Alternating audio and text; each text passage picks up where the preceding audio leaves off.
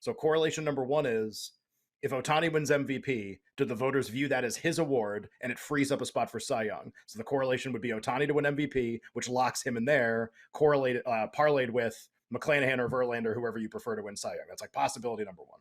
Possibility number two is working the problem the other way. Is the only way Ohtani wins Cy Young if he does not win MVP?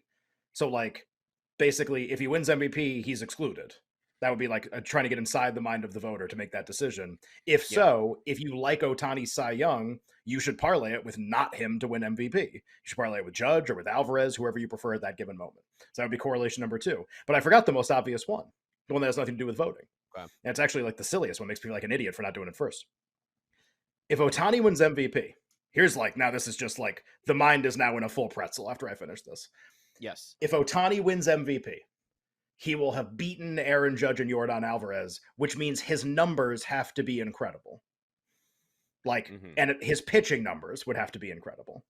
If he wins MVP, is that actually correlate? Like, if you think there's no voting bias, you think he can win everything, which you kind of alluded to, you maybe think he can win everything.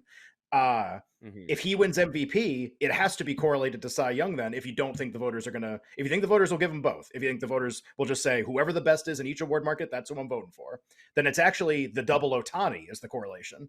Because if he's good enough to win the Cy Young, then his numbers have to be good. He has to be more in the running for MVP than if they weren't.